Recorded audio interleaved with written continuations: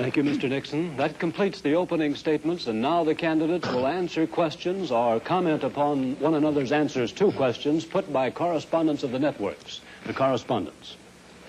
I'm Sander Van Oker, NBC News. I'm Charles Warren, Mutual News. I'm Stuart Novins, CBS News. Bob Fleming, ABC News. The first question to Senator Kennedy from Mr. Fleming. Senator, the Vice President in his campaign has said that you are naive and at times immature. He has raised the question of leadership. On this issue, why do you think people should vote for you rather than the Vice President? Well, the Vice President and I came to the Congress together. 1946, we both served in the Labor Committee. I've been there now for 14 years, the same period of time that he has. So that our experience in government is comparable. Secondly, I think the question is, what are the programs that we advocate? What is the party record that we lead?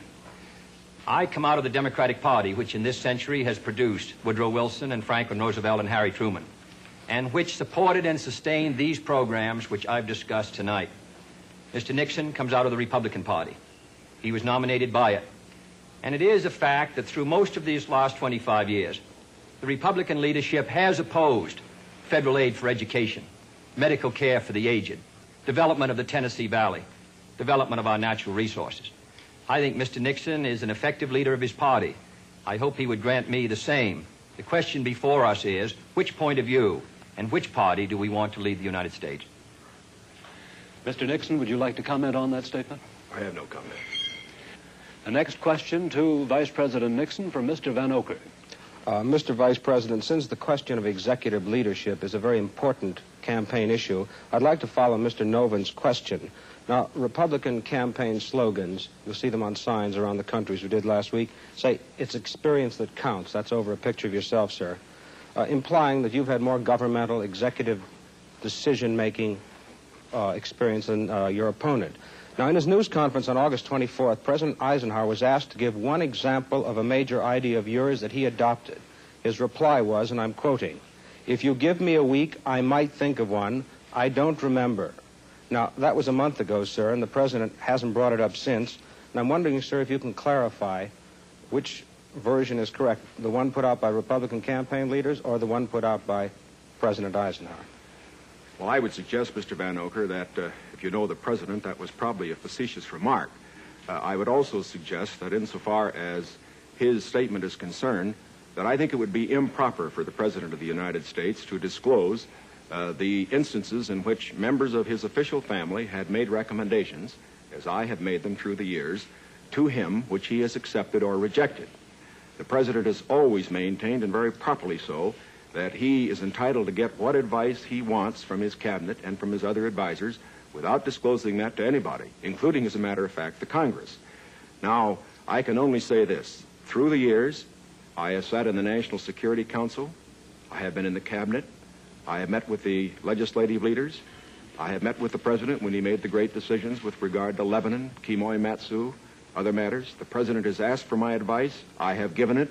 Sometimes my advice has been taken. Sometimes it is not. I do not say that I have made the decisions. And I would say that no president should ever allow anybody else to make the major decisions. The President only makes the decisions. All that his advisors do is to give counsel when he asks for it. As far as what experience counts and whether that is experience that counts, that isn't for me to say. I can only say that my experience is there for the people to consider. Senator Kennedy's is there for the people to consider. As he pointed out, we came to the Congress in the same year. His experience has been different from mine. Mine has been in the executive branch. His has been in the legislative branch. I would say that the people now have the opportunity to evaluate his as against mine, and I think both he and I are going to abide by whatever the people decide. Senator Kennedy? Well, I'll just say that the question is of experience, and the question also is what our judgment is of the future, and what our goals are for the United States, and what ability we have to implement those goals. Abraham Lincoln came to the presidency in 1860 after a rather little-known session in the House of Representatives, and after being defeated for the Senate in 58 and was a distinguished president. There is no certain road to the presidency. There are no guarantees. that if you take one road or another, that you will be a successful president. I have been in the Congress for 14 years. I have voted in the last 8 years, and the Vice President was presiding over the Senate and meeting his other responsibilities. I have met decisions over 800 times on matters which affect not only the domestic security of the United States, but as a member of the Senate Foreign Relations Committee. The question really is, which candidate and which party can meet the problems that the United States is going to face in the 60s? Mr. Vanocur's question for Vice President Nixon. Mr. Vice President, in one of your earlier statements, you said, we've moved ahead, we've built more schools, we've built more hospitals. Now, sir, isn't it true that the building of more schools is a local matter for financing? Were you claiming that the Eisenhower administration was responsible for the building of these schools, or is it the local school districts that provide for them? Not at all. As a matter of fact, your question brings out a point that I'm very glad to make. Too often, in appraising whether we are moving ahead or not, we think only of what the federal government is doing. Now, that isn't the test of whether America moves. The test of whether America moves is whether the federal government, plus the state government, plus the local government, plus the biggest segment of all, individual enterprise, moves. We have, for example, a gross national product of approximately $500 billion. Roughly $100 billion to $125 billion of that is the result of government activity. $400 billion, approximately, is a result of what individuals do. Now, the reason the Eisenhower administration has moved, the reason that we've had the funds, for example, locally, to build the schools and the hospitals and the highways, to make the progress that we have, is because this administration has encouraged individual enterprise. And it has resulted in the greatest expansion of the private sector of the economy that has ever been witnessed in an 8-year period.